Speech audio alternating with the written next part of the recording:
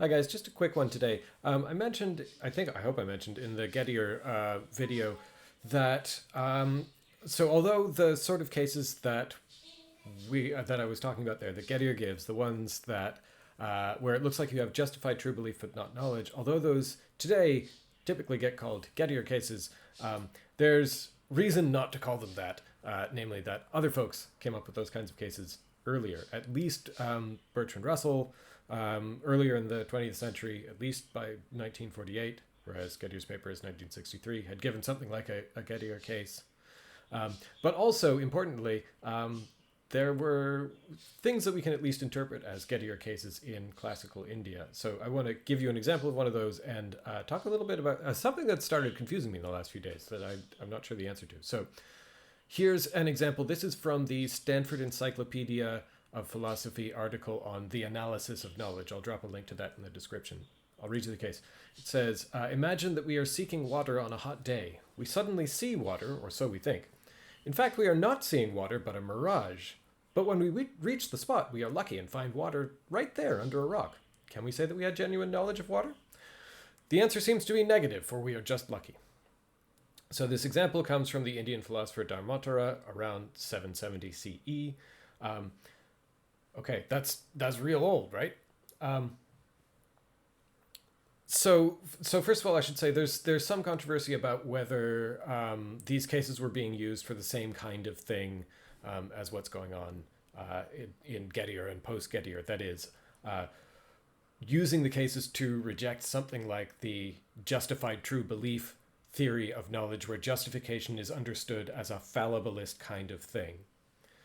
Okay, but at least these kinds of cases are that old.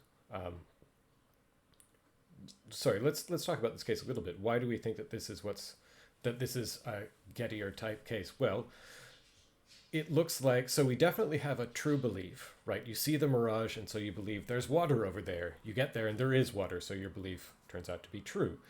Looks like we want to say this is not a case of knowledge. Dharmottara says this is not a case of genuine knowledge. You were just lucky that you were right.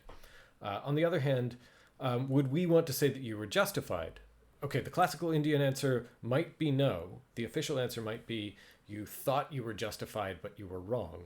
But if we're conceiving of justification the way that the fallibilists we're looking at, the JTB type people, are thinking of justification, then we might want to say yes, right? You seem to see water. You're going on the basis of the kind of like perceptual experience, the kind of inference that is reliable, let's say. So you think you're seeing water. You get there. It turns out it's not water that you saw, but there is water there. So maybe we want to say you have a justified true belief that isn't knowledge. Okay. There are other examples from Dharmottara, not just this one. There may be even earlier Indian philosophers who had these cases.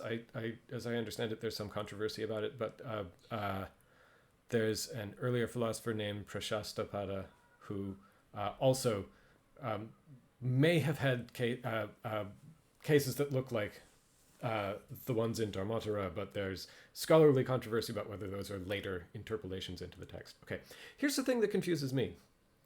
Here's the puzzle I have in mind. Remember we got in the Duchamp reading this picture of the history of Western epistemology, according to which fallibilist theories like justified true belief don't show up until the mid-20th century. And for almost all of the rest of the history of Western philosophy, the theory of knowledge at play was classical infallibilism. But if we think, as you might if you read the Zagzebski paper for this week, that Gettier cases only turn out to be are only a problem for fallibilist theories, and Duchamp says this as well in his How to Be an Infallibilist paper, following Zagzebski and others. Then you might think, oh hey, wait a minute.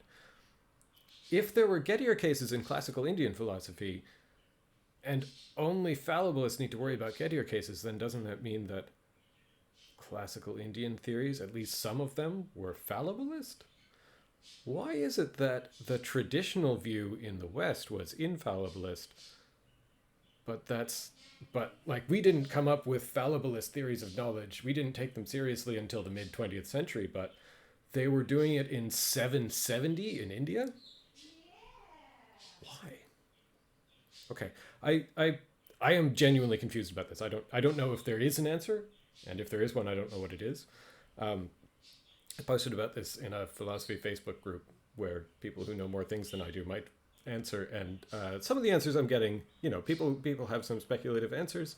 Um, some folks though have pushed back on the idea that that I'm putting forward, that classical Indian epistemology had fallibilist theories. So people like Dharmottara are more inclined to say in these cases of they might resist saying that you can have a justified false belief. They might say you can have what's indistinguishable from a justified belief.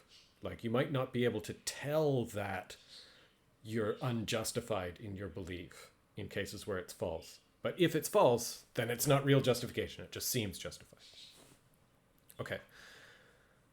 I think that still means there's a divergence from a break with Dutont's classical infallibilism, because remember that had two elements. There's an internalist element and an infallibilist element. The theory says you need a discernible mark of truth. If we're saying you might, in the cases where your belief is false, not be able to tell that your belief is not justified, then justification isn't discernible. So I'm still puzzled. Why didn't the West manage to figure out that fallibilist theories of knowledge are a good idea, or breaks from classical infallibilism are a good idea until the mid 20th century? Clearly, other folks managed to do it sooner. I don't know the answer to that question. I suddenly wish I were a historian of philosophy. There's still time. We might get there. Maybe you should be one. Anyway, okay, I'll talk to you soon.